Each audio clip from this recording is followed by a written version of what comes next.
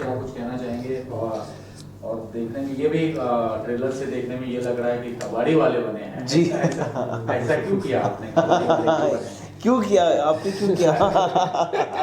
ये एक्चुअली बहुत ही एक दिलचस्प किस्म की फिल्म है और ये किरदार बहुत ही एक खूबसूरत किरदार है, बहुत ही कमाल का किरदार है, बहुत ही अनोखा किरदार है। और ख़ास करके सबसे आई थिंक इम्पॉर्टेंट चीज़ ये है कि ये किरदार मेरे तजुर्बे से बाहर है।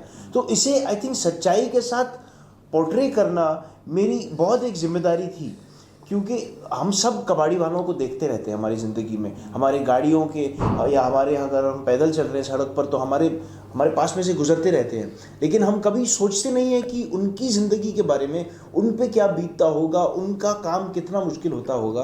तो ये जब मैंने फिल्म की तो मुझे आई थिंक खासकर अपने कला के बारे में भी बहुत सीखने को मिला, एक्टिंग के बारे में और ज़िंदगी के बारे में भी। आई थिंक काफ़ी आँखें खुल गई, क्योंकि एक कबाड़ी वाले के रूप उसके जीवन को जीनी पड़ी। तो वो बहुत ही इंटरेस्टिंग एक्सपीरियंस रहा और बहुत ही इम्पोर्टेंट एक्सपीरियंस था आई थिंक मेरे लिए।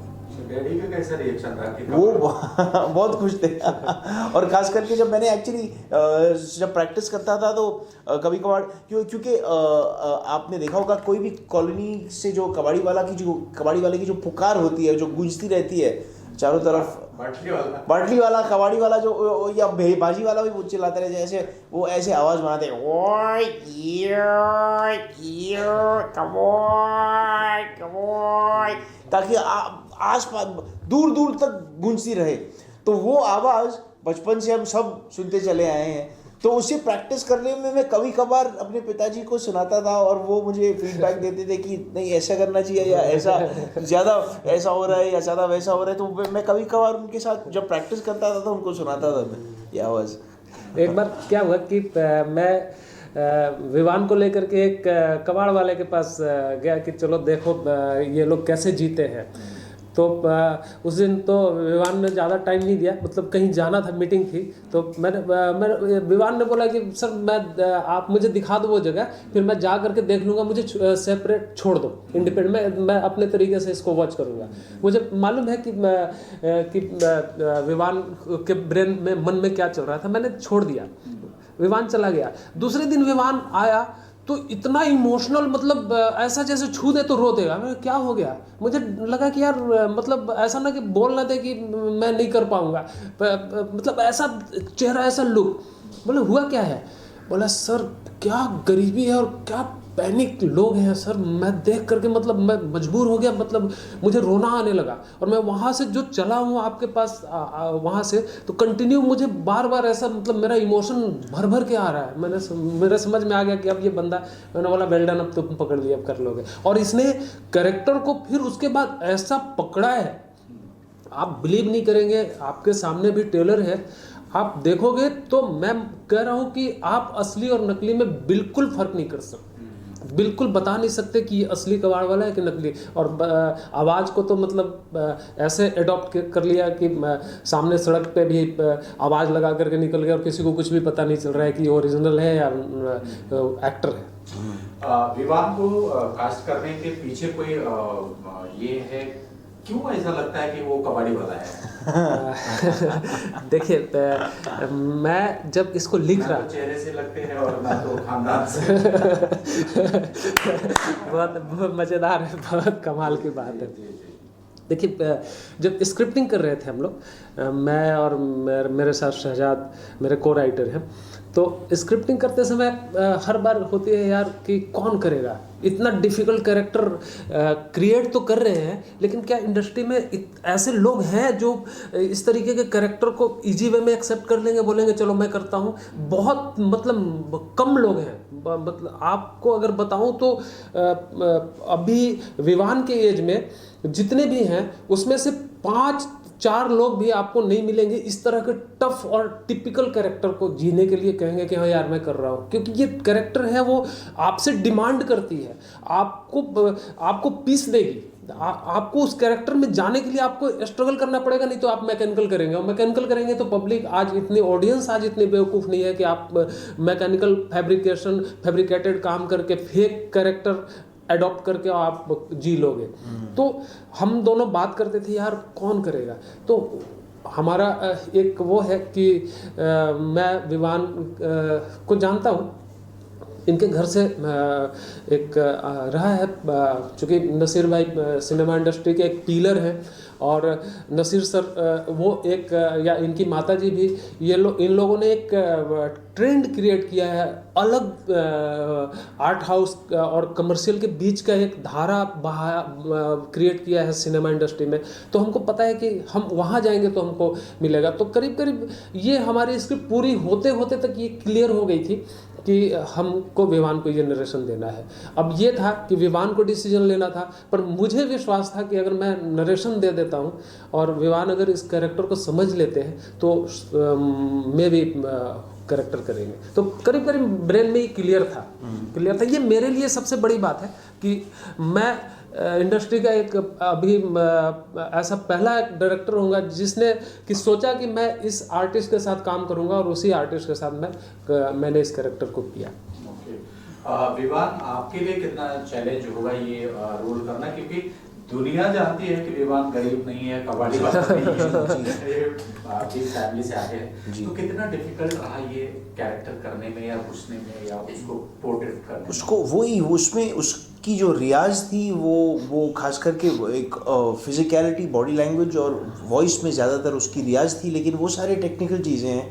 आई थिंक अगर इसके बारे में ज़्यादा सोचा जाए तो आई थिंक यही एक चीज़ महसूस होती है कि एक्टिंग का एक बहुत इम्पॉर्टेंट हिस्सा है किसी और व्यक्ति जिसकी स्थिति हमसे अलग हो, उसको समझना, उससे आई थिंक कंपैशन, एम्पैथी, ये सबसे आई थिंक बड़े पिलर्स हैं एक्टिंग के, कि जिसकी स्थिति हमसे अलग है, जो हमसे जो डिसएडवांटेज्ड है, जो शायद ज़िंदगी में उसकी स्थिति और उसकी जीवन को जीना, समझना और सच्चाई से उसको पेश करना, आई थिंक हमारे कला के दौरान वो सबसे बड़ी जिम्मेदारी होती है कलाकार की, चाहे राइटर हो या डायरेक्टर हो या एक्टर हो। तो उसमें रिसर्च, आई थिंक बोथ एक टेक्निकल रिसर्च और एक इमोशनल रिसर्च शायद वो है।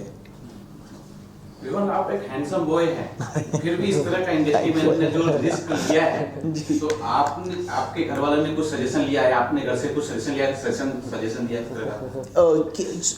कि ये रोल करना चाहिए? जी नहीं, मुझे ये रोल हमेशा प्ले करना था और मुझे हर तरीके के रोल करने हैं। आई थिंक हर एक्टर की एक इच्छा होती है कि अलग अलग प्रकार के रोल वो कर पाएँ, ऐसे रोल जो वो शायद कई लोग सोच भी नहीं पाएंगे कि ये एक ऐसा रोल कर पाएगा।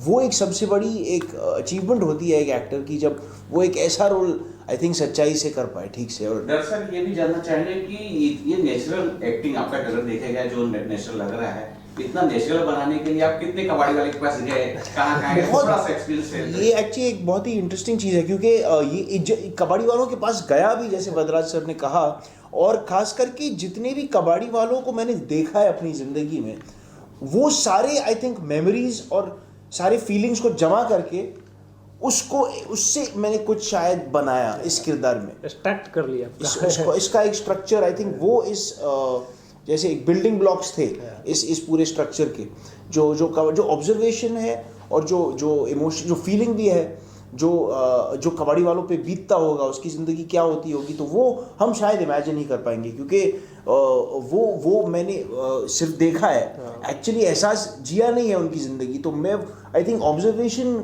इमेजिनेशन और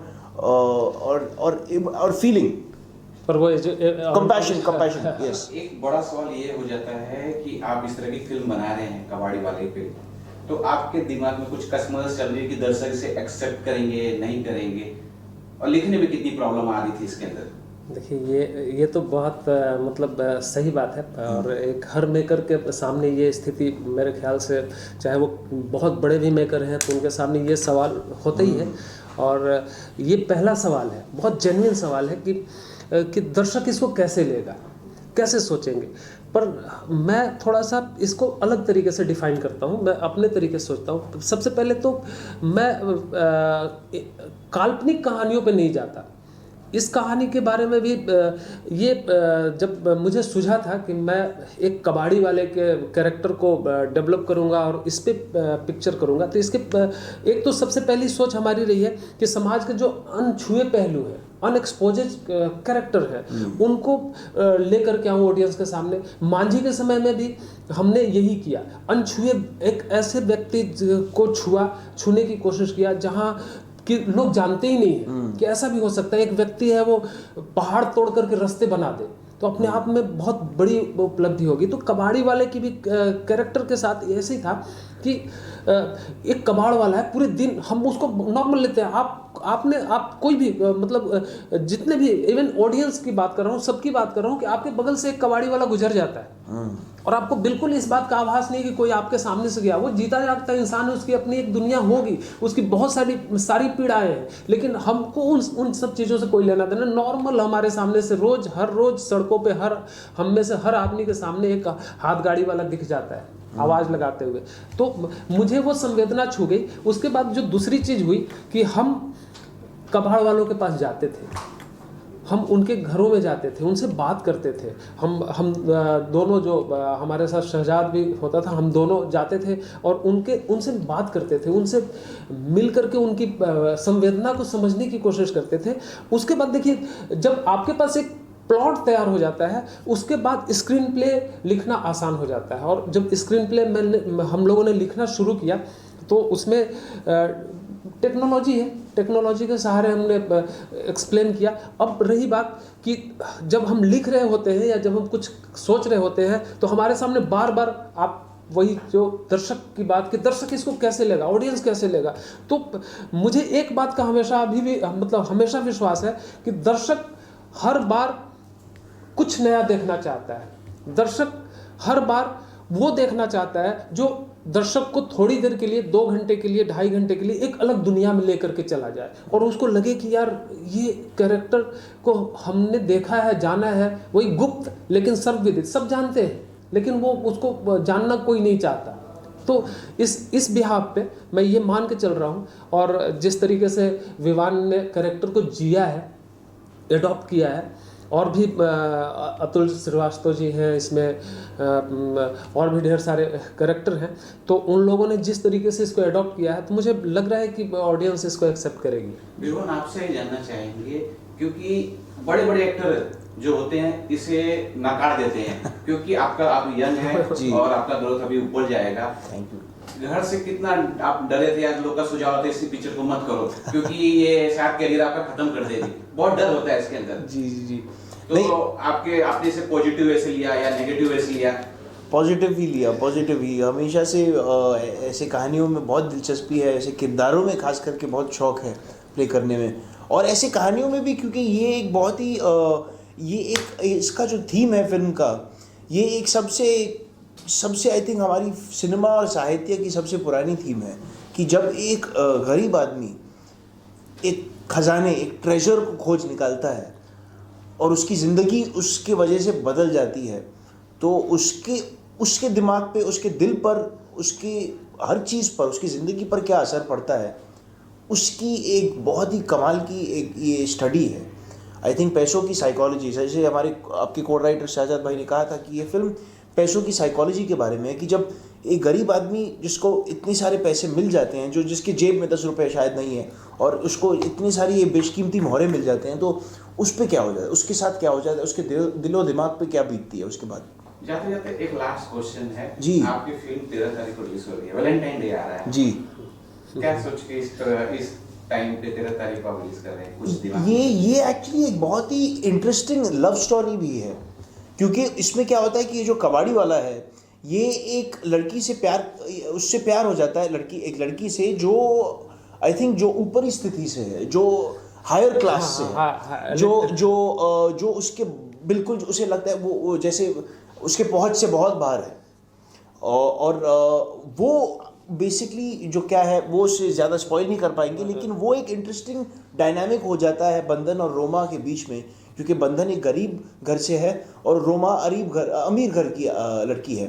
तो इन दोनों के बीच में जो प्यार इश्क हो जाता है, वो भी एक बहुत ही दिलचस्प किस्म की चीज़ है इस फिल्म में, और वो इंटरेस्टिंग एंगल है कि क्योंकि जो रोमा है वो भी इस खजाने के पीछे सारे कैरेक्टर्स हमारे ये कॉइन के पीछे पड़े हैं, तो वो एक दूसरे के साथ कैसे एक दूसरे को ह्यूमन साइकोलॉजी के कभी कभार कॉन करते हैं, चीट करते हैं, या कभी कभार उनका इस्तेमाल करते हैं आगे कॉइन तक पहुंचने में। तो बहुत सारी इंटरेस्टिंग कहानियां और किरदारों हैं और इसमें एक जो आपने पूछा है तो मतलब मैं और विवान ने तो बहुत खूबसूरती से डिफाइन कर दिया। मैं एक छोटे सी लाइन में बताऊं कि कबाड़ है और क्वाइन है। कबाड़ यानी कि आप उसको कैसे देखेंगे, कबाड़ कहने का मतलब है या कबाड़ का सेंस है तो एक कबाड़ी वाला होगा तभी कबाड़ होगा, नहीं तो नहीं होगा। तो वो और उससे पता चलता है कि हार्डकोर लेबोरियस आदमी होगा, कोई होगा जो जिसके पास कोई शॉर्टकट फॉर्मेट नहीं होगा।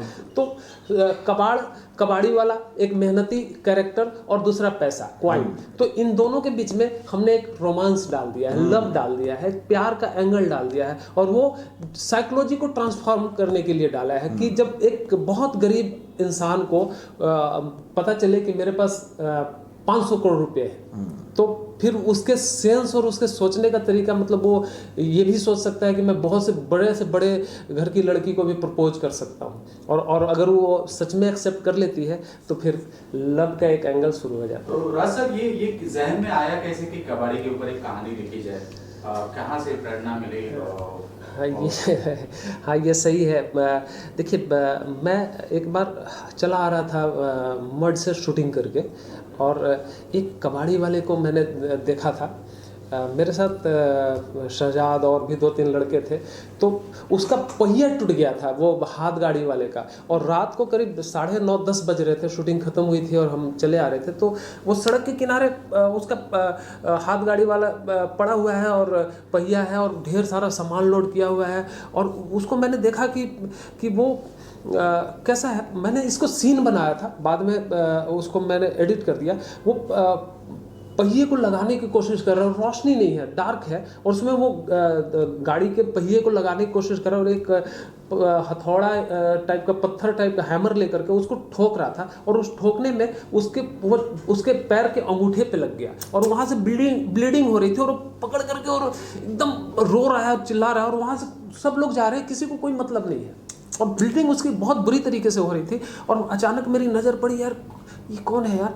पहले तो लगा कि कोई शराबी होगा, गिर गया है, लेकिन मैंने देखा हाथ गाड़ी है, पहिया टूटा हुआ है। बोला यार ये तो हाथ गाड़ी वाला है। मैं रुका, उसके बाद मुझे करीब लगा कि 1 घंटे मुझे लगे उसके पहिए को ठीक करवाने में। एक बगल में एक गैराज वाला था, उसको बुलाया, बोला यार इसके पहिए को ठीक कर दो, जो भी पैसा होगा मैं दूंगा, और उसका बैंडेज पट्टी करवाया, सब कुछ करके उसको वो किया। उसी दिन मेरे समझ में आ गया कि भैया ये बहुत डिफ़िकल्ट कैरेक्टर है और इस पे काम करने की जरूरत है। राजी, ये भी जानना चाहूँगा कि दिल्ली में 1 साल पहले कबाड़ी वाले के घर पे मतलब ट्रैप किया था सीबीआई और लोगों ने। अच्छा, अरे उसके बिस्तर के नीचे वो क्या बात कर रहे हो?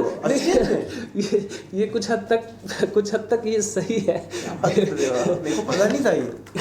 अच्छा, बिल्कुल सही बात है, सवाल है यार। कुछ हद तक सही है, पर पूरी तरीके से सही नहीं है। मैं थोड़ा सा इस पे रोशनी डाल दूंगा जी। एक भिखारी भी था जिसके पास से करीब 100 करोड़ रुपये 2 करोड़ रुपये मिले थे, और एक कबाड़ वाले के पास से 500 करोड़ रुपये या 400 करोड़ रुपये मिले थे।